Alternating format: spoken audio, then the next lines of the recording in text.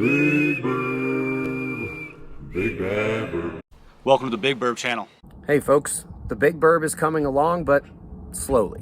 While the rest of the world is dealing with inflation, we are dealing with shipping delays, product availability, things of that nature. Maybe some of you are dealing with some of that as well. Despite those delays, we are putting things back together. It's starting to look pretty cool. We're going to show you some of that right here. We've got a Ben Explains, and then we'll end with a little interview that Rocky did with the guys over at Alcan Springs.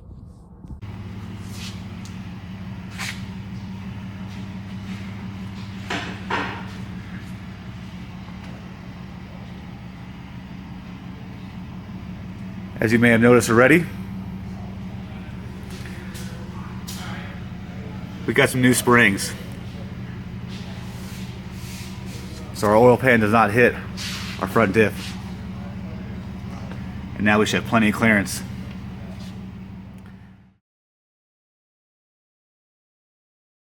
So I guess we can't keep Ben around the shop anymore unsupervised. And it's not the reason you're gonna think. I found a bottle of this hairspray lying around. This is a fire hazard. We can't keep this around the shop. Has anybody seen my hairspray? Ben Explains! There's a very common question, and it's a simple question, but there's not a simple answer. When something big happens on the sun, the really big one, not these more regular flares and eruptions, how much time do you have to get ready? Seems like a simple question, but it's not. First, are you watching the sun regularly? Do you get alerts on your phone when something happens, or do you have to wait for a news article written by someone else? How big is the solar flare? How tight is the CME? They usually take 2 to 4 days to arrive at Earth, but that's those more regular ones. The biggest ones also tend to be faster, potentially arriving in a day or less. That means that unless you are actively watching the sun, there is a possibility that the big one is going to sneak up on you. If you watch the sun, you will know the sunspots are there even before the flare, and often you can tell the flare is coming by watching the magnetic arches above those sunspots. For the biggest ones, you may only have a few hours to a day of warning, but while most people on Earth will be taken by surprise at the collapse of the global power grids, some will have expected it before the flare even erupted.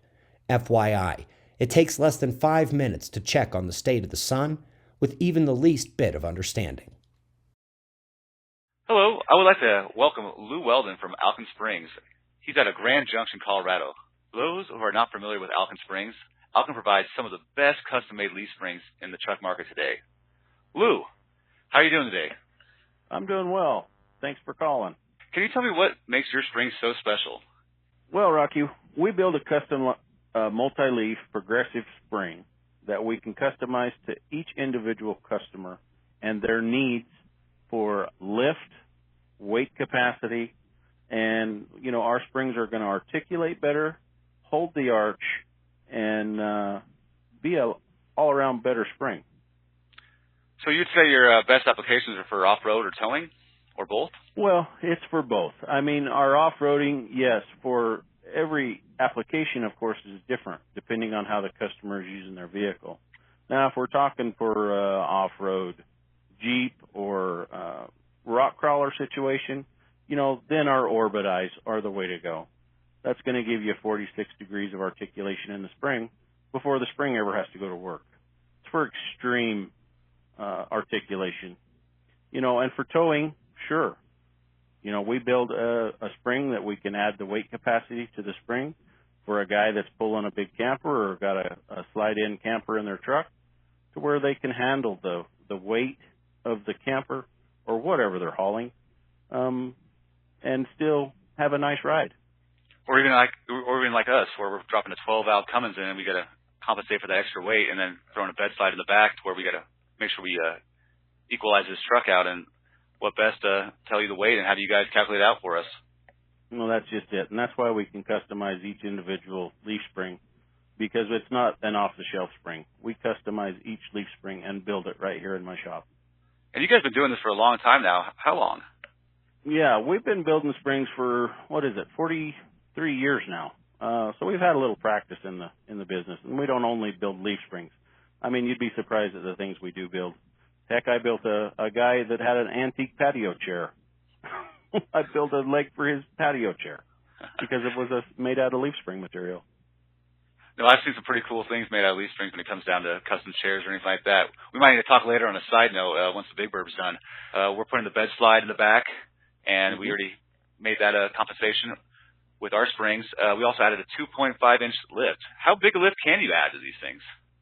You know, depending on the length of the spring, you know, we kind of max out at about 10 inches of lift. It's just because that spring gets so long that, you know, the material won't fit in my tempering ovens at that point. But again, you know, it depends on the length of the spring, because we don't want to build a spring that's going to ride like a dump truck. So, you know, it just depends on the application and how the customer is wanting the truck to actually perform. Awesome. And I've heard great things about Alcan. All the off-road guys I talk to, they say if you need leaf springs, you are the guy to talk to. So what is Alcan most proud of? Well, I mean, we're most proud of, we use all American steel. We don't build nothing out of anything that comes on a boat.